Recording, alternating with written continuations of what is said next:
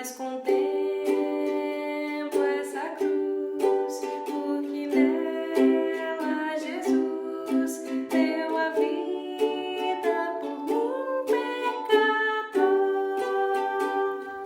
Boa noite, irmãos e irmãs, que a graça e a paz de nosso Senhor Jesus esteja com você, com toda a sua família. Sexta-feira da Paixão, data especial para todos nós cristãos, porque nessa data nós nos lembramos daquilo que nosso Senhor realizou na cruz do Calvário. Pensando nisso, eu separei um texto que se encontra na carta que Paulo escreveu aos Gálatas, capítulo 6, verso 14 e 15. Quero que você acompanhe comigo essa leitura. Mas longe esteja de mim gloriar-me, senão na cruz de nosso Senhor Jesus Cristo, pelo qual o mundo está crucificado para mim e eu para o mundo. Pois nem a circuncisão é coisa alguma, nem a incircuncisão, mas o ser nova criatura. O apóstolo Paulo, em praticamente todo o capítulo 6, ele está orientando a igreja a não se gloriar em si. Ou seja, nós não devemos nos gloriar em nós, ou naquilo que realizamos, ou naquilo que deixamos de realizar. Os Gálatas, eles estavam se gloriando por observar alguns preceitos da lei, como por exemplo, o próprio Paulo cita aqui a circuncisão. E Paulo diz, olha, nem a circuncisão é coisa alguma, nem a circuncisão. O que importa não é isso, o importante não é isso, mas o importante mesmo é o que Cristo realizou. O que importa não é o que eu realizo, o que você realiza, mas o que Cristo realizou na cruz do Calvário.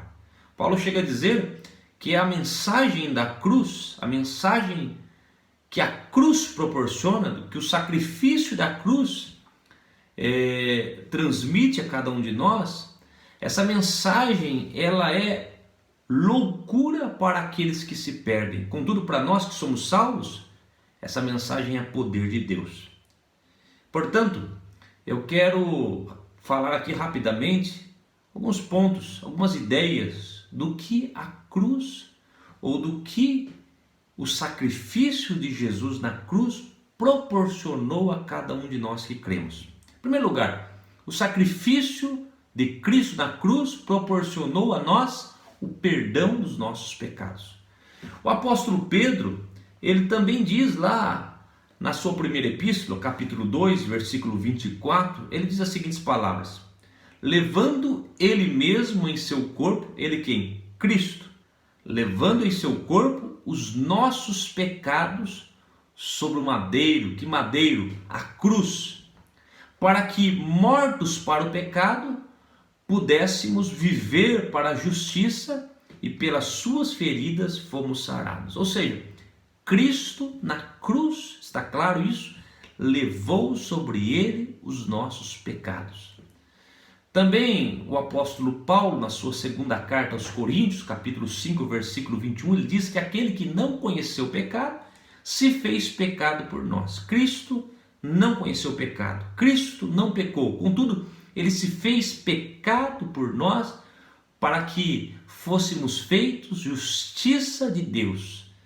Ou seja, por meio do sacrifício da cruz, fomos justificados. Pela fé em Jesus Cristo, nós somos justificados, porque Cristo levou na cruz do Calvário os nossos pecados.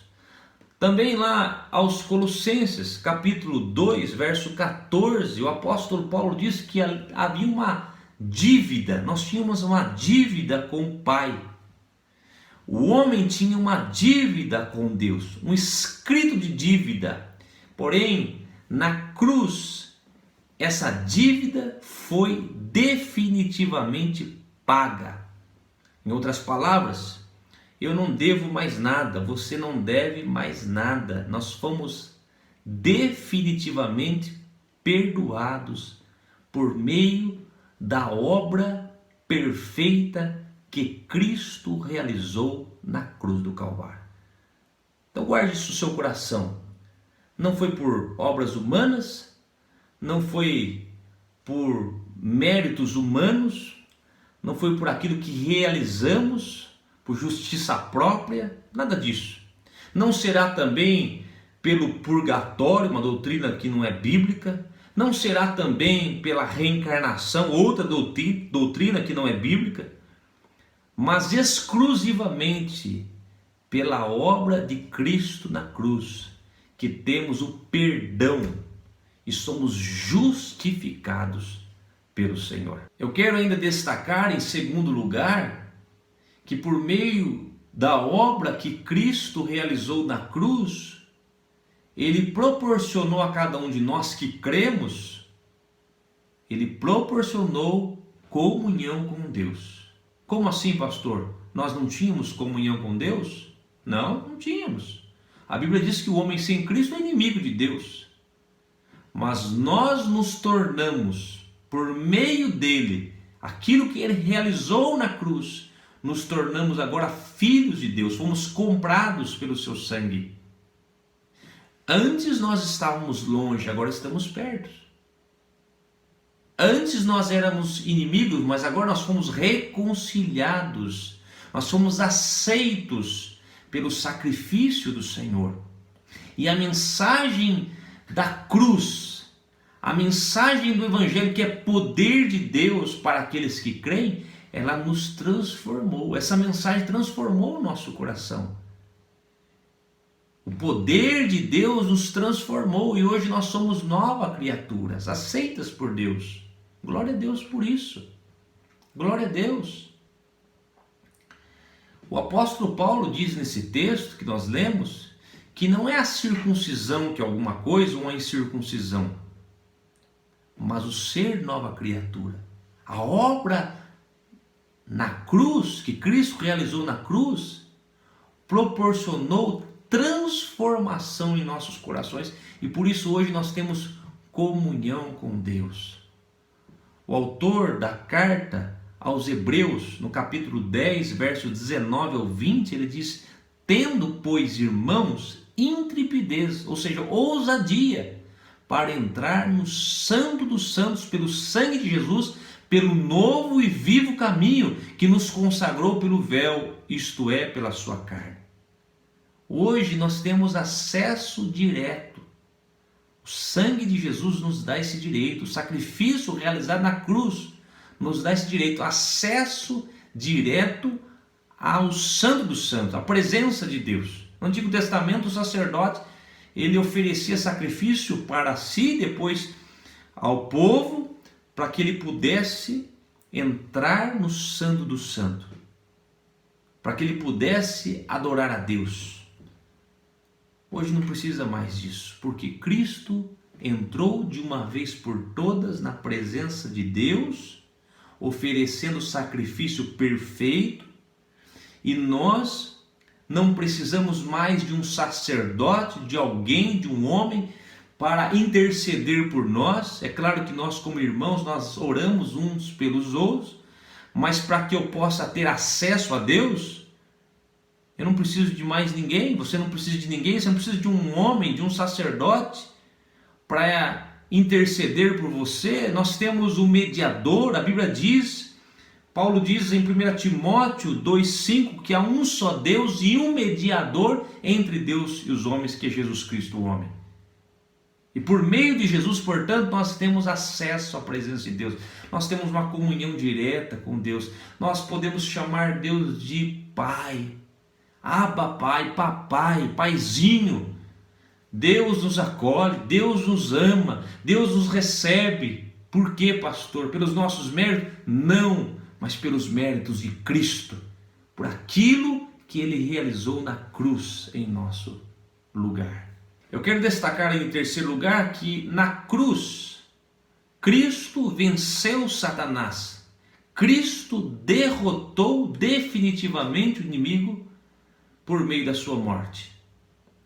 É isso que nos diz Colossenses capítulo 2, verso 15. Paulo diz: e despojando os principados e potestades, publicamente os expôs ao desprezo, triunfando sobre eles na cruz.